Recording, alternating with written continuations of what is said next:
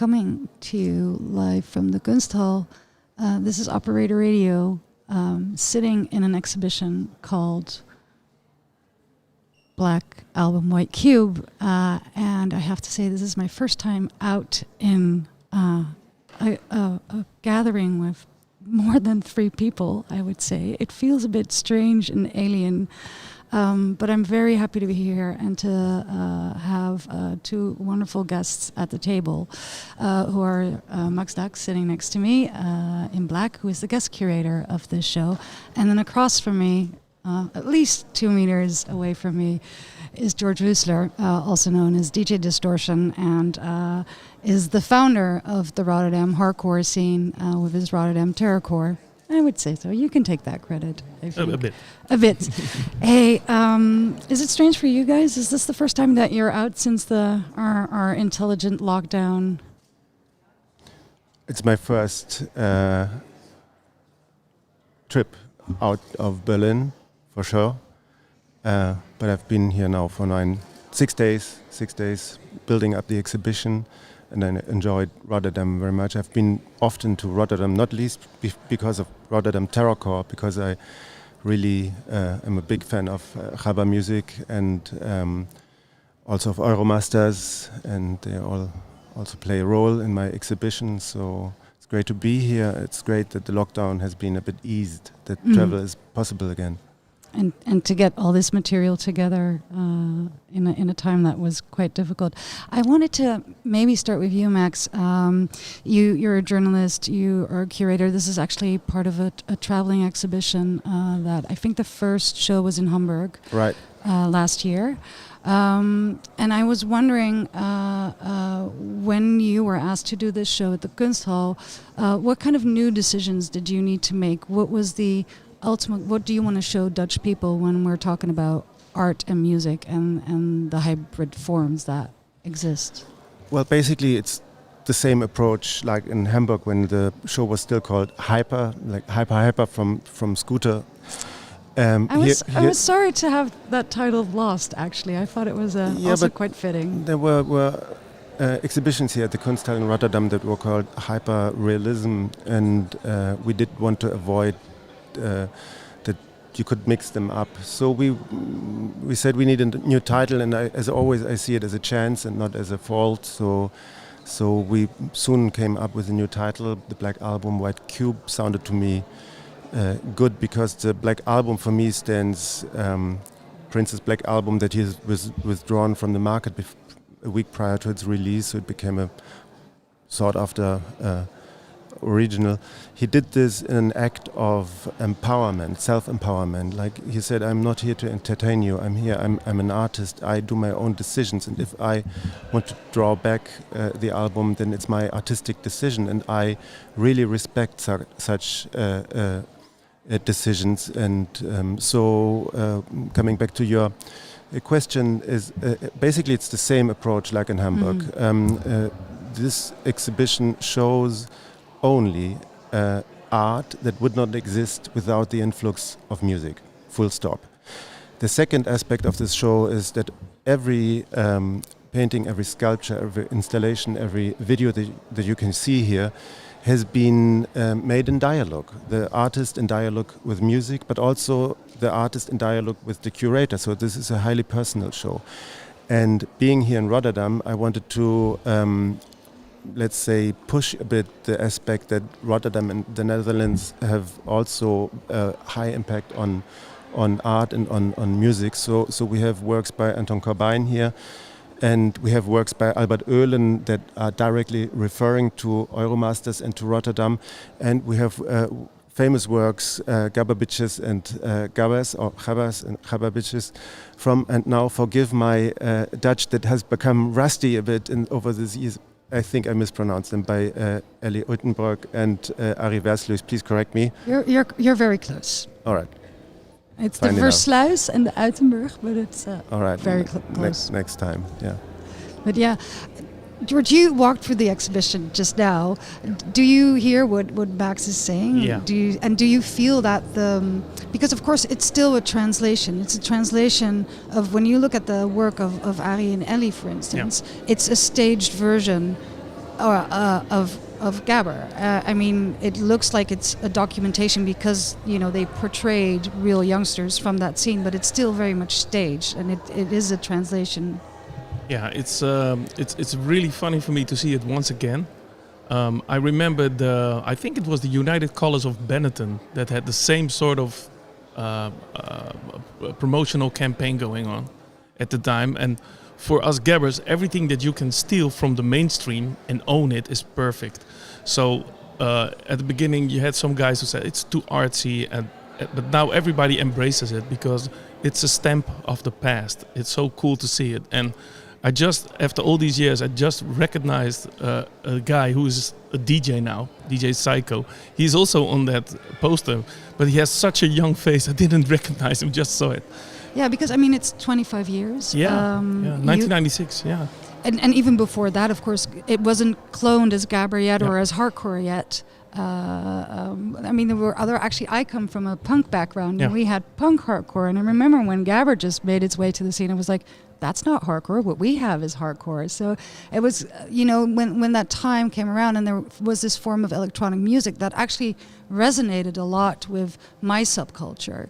But didn't you also say folk can be hardcore as long as it's hardcore? Everything. Yeah. Everything. Yeah, but I can elaborate on your point about hardcore and punk and hardcore Gabber. At the time, it started to get already in 1996, 97. It already started to become a little bit commercial. The name Gabber.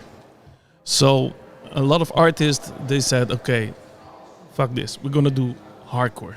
We're gonna call it hardcore because you had, of course, the track "I'm Hardcore to the Bone" and everything with words for the Dutch people with the word like hard and hardcore in it was perfect. So a lot of guys didn't embrace Gabber anymore. Mm-hmm. Yeah, only because of the commercial side of it. Well, and then that's actually because, Max, that's where I would like you to add to the conversation as well.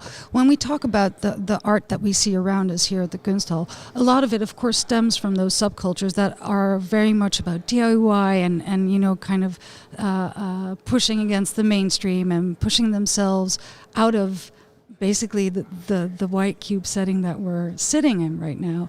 So how does that translation work? And is it something that we just sit here and observe, or is it, for instance, for you, George, is it something that you kind of feel uncomfortable? Does it make you uncomfortable, or isn't that the case? I think it's really cool. I also am an artist, so I really like to play. So seeing all the art that without music would not exist. Correct me if I'm wrong. Makes your creation, your creational juices flowing, and that's something. Yeah, that's for me. Yeah. So. Yeah, to answer your question, I mean the exhibition basically starts in the year 1987, and it goes to now and into the future. Actually, it reaches out into the future, and I could tell you also why. But if in 1987 the internet wasn't really there. I mean, it was there, but nobody used it, and emails were not there, and smartphones were not there. So basically, in the last 33 years, a lot of things have changed and have become common that you could not dream of or think of in 1987. And in 1987, my dialogue with the artists and the musicians started. That's why the exhibition starts there, as simple as that. And basically you can see, of course, on a number of positions, and of course, if you look at the year when these artworks have been created, that with every year that is coming, how do you say it? With every new year, the influx of social media, of the internet, and of electronic media becomes more and more apparent. And I think it's absolutely obvious in a piece like Arthur Jafer's Apex, where where Arthur Jafer is using hundreds of images that he has taken from the internet, but he hasn't done this randomly. It's a new way of describing the history of pop and the history of pop music from an Afro-American perspective. And when I was asking Arthur Jafer in 3 years ago when we were preparing doing the first steps for the Hamburg exhibition, I was asking him if I could get exactly that piece. And he said yes, because he liked the context of music and art. And now, 3 years later, his work has become so intensely current. It's so contemporary at the moment, because we now are facing racial riots in America and police violence, and we are having the COVID crisis. And when you take a look at this video where he took all these images from the internet, we see images of viruses, of bacteria, and we see images of police violence, of race riots, and it has become so frighteningly current that I almost start to cry when I say this. I had the same experience when I saw the work, and George, I mean, for you, of course, your work has changed drastically. At least, Max has at least you had a chance to build an exhibition here, but your field is not going to come together for a while to come, I would say. I mean, if we look at the expectations, the mention of festivals is maybe summer of 2021. Yep, maybe. they hope. Maybe, exactly. With your work going completely into the digital, do you think that is going to change the way that people, listen to the music, deal with the music, live the subculture? How can we live a subculture if we can't be in the same space together and share the same ideas? Yeah, it's our scene is now based on memories and on videos of really cool parties and festivals, and all the artists have time now, so you can expect loads and loads of music. But the downside is also a lot of artists are struggling financially, and also on the creative side. Not to play your music in front of a crowd is devastating for your creativity. Yeah, and that's something that a lot of artists are struggling with for now, and for the COVID situation, it's so hard. It's really bad for our scene, or the complete. It's a $1 billion or €4 billion thing that's happening now. Everybody's losing money, and everybody's afraid that they cannot play anymore. Although there's also the sense of go ahead. Just let me interrupt. I mean, we are talking about the exhibition opening here also. I mean, I invited George to play tonight. He was supposed to give a concert here tonight at the Kunsthal, Rotterdam Terrorcore at the Kunsthal. I thought this is a great and matching thing, and it's forbidden now for obvious reasons, and we all have to respect that. But it's such a pity, because it was my personal wish to have him here play, because this would have meant two worlds collide. I wanted to say, is that also the fact that you, as an outsider, have found your way into this formalized context of a museum, but then you can bring that underground that you love, so much in, or... Absolutely. I mean, this is a very good point that you are focusing on now, because I mean, when I was asked to do the exhibition in Hamburg, they explicitly wanted someone who's not from the art world. They have seen hundreds of exhibitions that were made by art people, art historians, art scientists, etc., professional art people, and when they do exhibitions about music, they sometimes lose the point. They see music as if it was art, but music is not art, and so it needs maybe a different point of view. And that was maybe the thing that I brought in, a view on music that is not usual in museums. Yeah, I agree. Although I have to think about is music not art?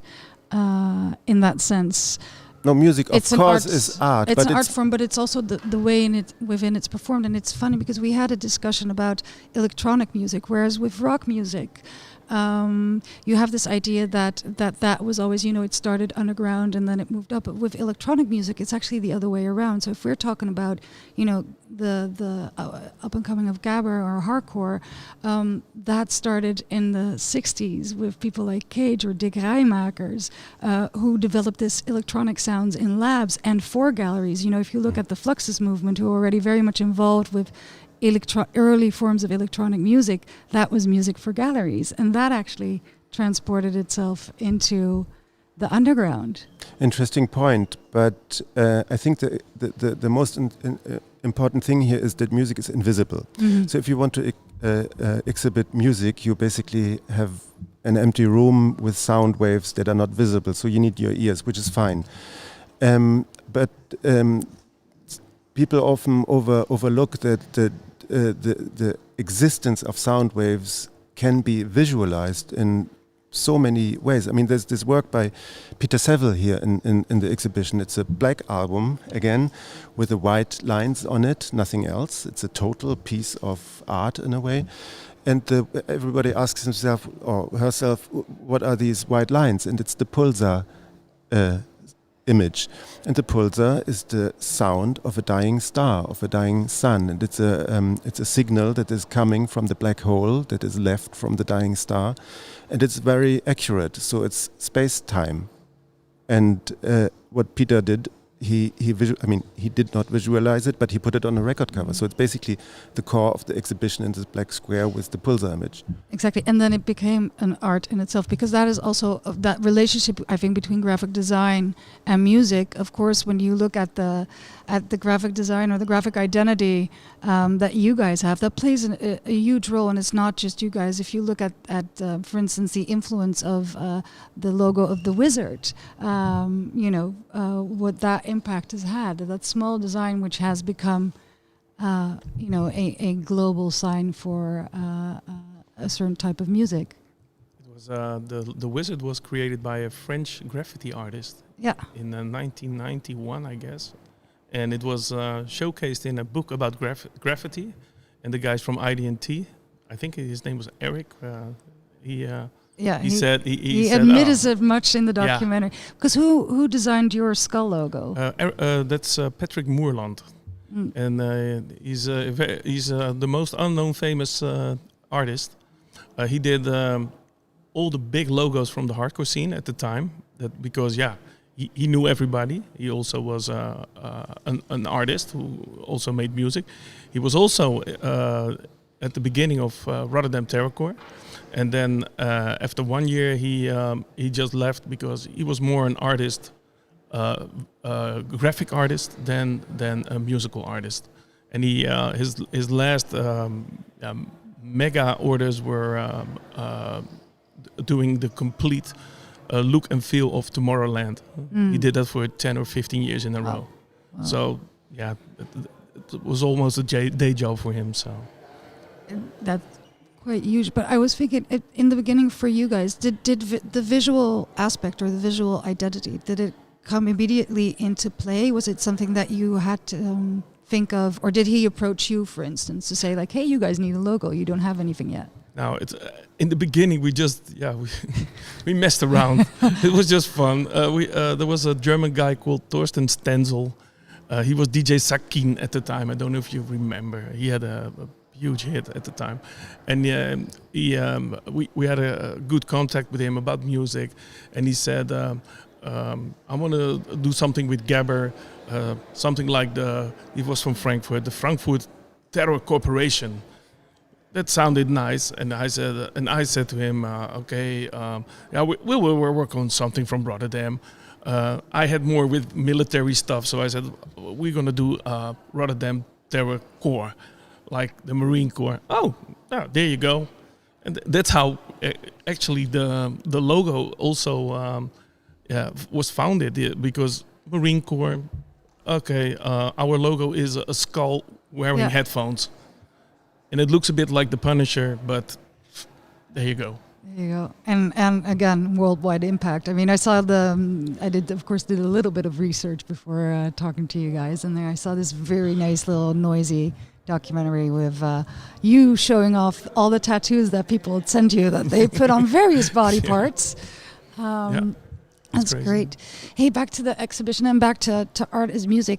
There was something interesting that was said in the panel yesterday, which is that currently subcultures are actually disappearing, and in the sense that it's more about identity than about subcultures. Are subcultures disappearing? Do you agree with that, or do you still see? It's an interesting way of seeing it. I mean, we all noticed that there's the so-called long tail, like that. We call it also tribalization. That because of the internet and because of social media, you can do basically whatever you want. You don't need a label anymore. You can do it yourself, do it DIY. So basically, there's no filter anymore. There's no doorkeeper anymore. I mean, in the past, you had to apply for a record. You had to send in a demo tape, and then you were worried if you get a record contract or not. Now you just produce your music and put it on Bandcamp or whatever, and it's available. And of course, great if you have a record contract. Not so bad if you don't. And things, it's more erratic nowadays how things work. But to say there's no subculture anymore, I wouldn't say that. Maybe, I mean, maybe it's more of a sampling. That actually the sampling, which is also an apparent theme in the exhibition, is something that happens now, not just with music, but also within visual arts, but also it may be with younger people with their own identity. That it's far more easier and maybe more acceptable to, sample a bit of goth and sample a bit of skater and sample a bit of hardcore, and then you make your own identity. The 20th century was the century of the collage. And now I think in the first 20 years of the new 21st century, we are in a situation where we are all recalibrating. Because the technical evolution is going so fast. I mean, yesterday's smartphone is today's yesterday's thing. I mean, we are not fast enough to cope with the new inventions, and still, I mean, this is also something this exhibition tries to show, that all these new medias they lead to new ways of doing art and important art, as in the case with Arthur Jafer, but also so many other examples gathered here in the exhibition. And of course, but I don't know if these people say they belong to a subculture. Maybe they are, as you say, individual artists who try to figure out really what their identity is and to go from there. Yeah, and then I was also thinking about this balance, but maybe that's also my own perception, of course, of the work that has been shown. Because I was wondering, did you think of an audience when it came to this exhibition? No. Or is it's really your story? It's the story of the art. Of course, the themes that are displayed throughout the exhibition as well, but it is your story then. Well, yes and no. I mean, it's my story, but it's basically it's the story of the people I'm asking questions. So basically, I ask a certain specific kind of artists and musicians questions. Musicians and artists who are aware that what is called appropriation in art is called sampling in music. So basically people who, I mean, I'm interested in artists who also listen to music. And I'm interested in musicians who are also interested in the arts and architecture and all the other disciplines. So basically that's probably one of the common threads in the exhibition. But I mean... Yeah. No, I was... And of course there's so many... That tradition of bands being formed in art school, apparent. But I was wondering... I was standing in front of...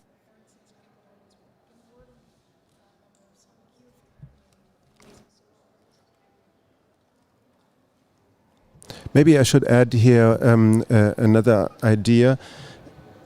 We can hear you again. No, another thing... Talking about audiences, I was, of course, impressed by this new trend that if you do exhibitions about famous musicians, suddenly a lot of people who never go or rarely ever go to museums go into the white cube. And sometimes museums treat these people with a snobbish arrogance. You know, they write texts that nobody can understand, etc., which is fine. Because it's also a science. But I think when you go into a foreign house and foreign territory, it is also a way of welcoming people to make it accessible and understandable. So what we did, for instance, with the catalog was that I interviewed each and every artist participating, and it's a spoken word thing. It's a question and answer thing, just like we are talking now here, and you understand spoken words, you understand interviews, you understand conversations much easier than scientific texts. So basically, when we are talking about audiences, I wanted to include people who rarely go to museums and that they feel welcome. George, do you go to museums regularly? Last January for the last time, Yeah, as I told you, yeah. but that was for a video clip. That was at the Rotterdam Museum. So that was pretty nice, pretty fun. Did you feel welcome here? Is this? Yeah. It's when I go abroad. In the past, we always try to go to anything that has to do with art. When we were in Japan, we were looking for the coolest temples, the weirdest streets with the most funny lights and the funny Japanese English signs. You know, we were on a mission for that. So that was fun. But I also I really enjoy graffiti. That's also something I'm always looking for. Which, of course, is also still an art form that is within the institutional hierarchy of musea, is still very much looked down to, which is kind of strange. But that's why I think the beauty of this exhibition is that you really see this hybrid of, the artist musician. And I think that the scene and what you've done so well with this exhibition is really have this display of this marriage that has always been there, and that for the people that are living within these cultural scenes, it's part of their life. The fact that Kim Gordon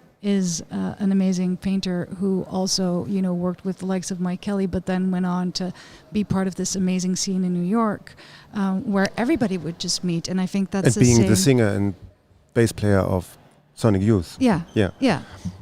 I mean, no, but in the sense that she was part of this scene that was always a mix of both artists, musicians, dancers, performers. And I think for, every underground, every DIY scene, it is the same. It's a group of people that meet because there's not another place for them to meet.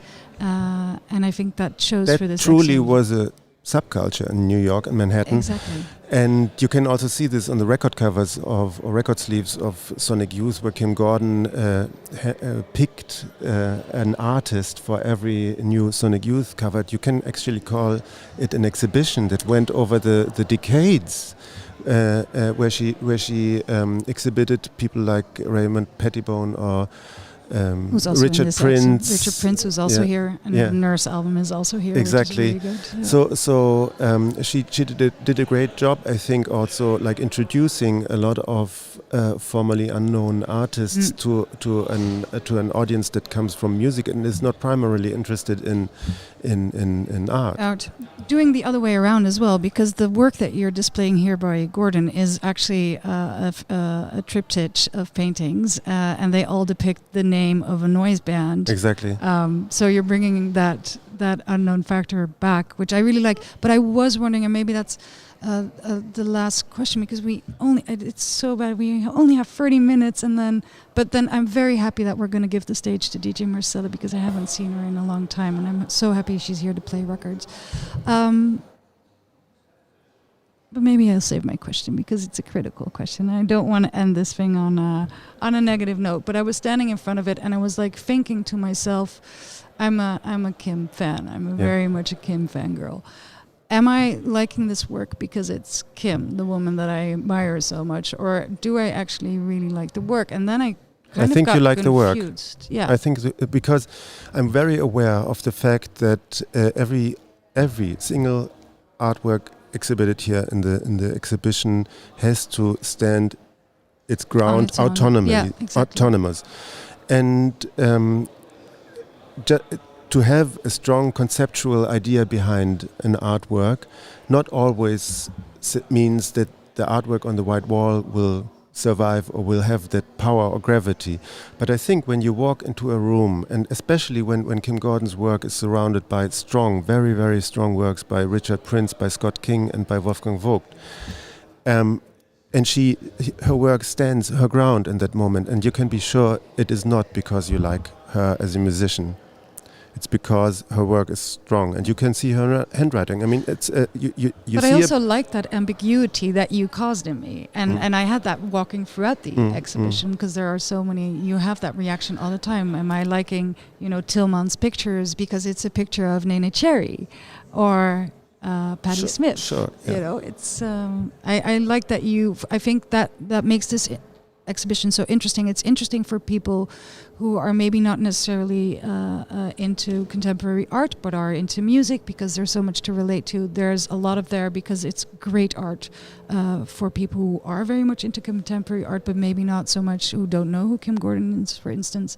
So that is the magic of this exhibition, that there's so much stories to be had for every audience member, I think. That said, it is 6:30 exactly. That means I am going to thank you for your time and for sharing your conversation for 30 minutes.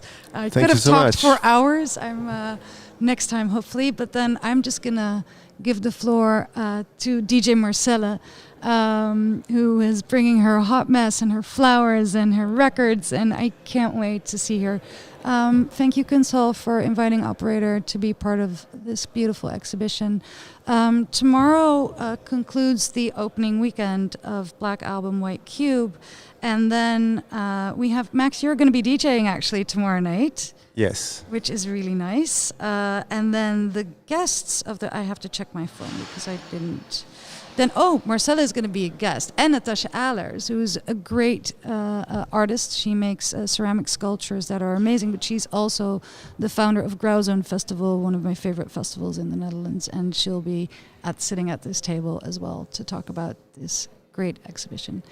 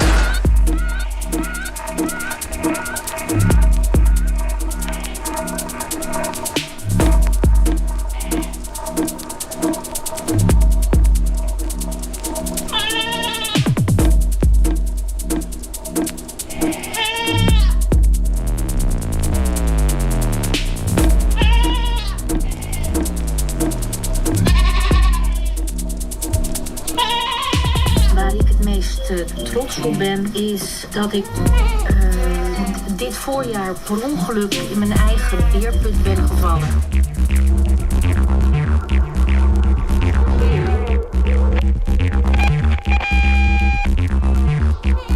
In mijn eigen beerput.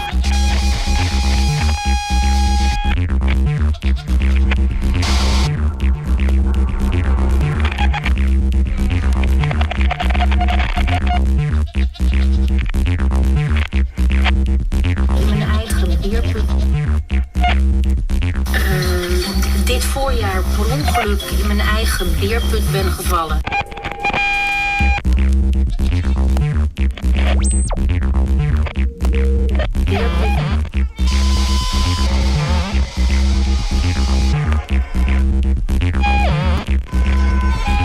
In mijn eigen beerput.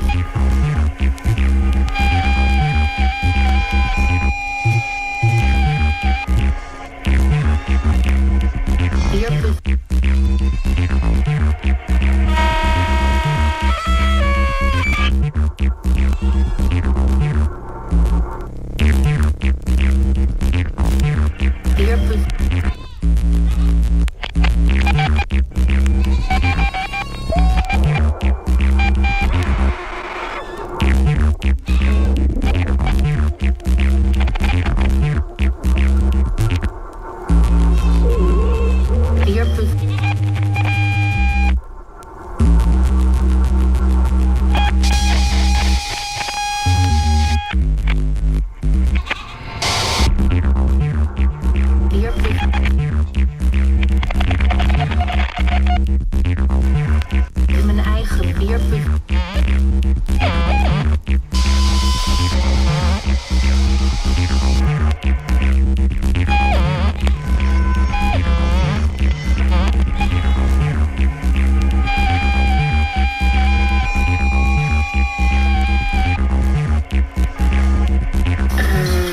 Dit voorjaar per ongeluk in mijn eigen beerput ben gevallen.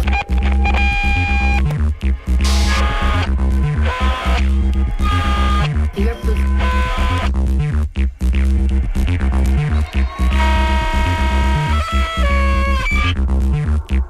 Beerput.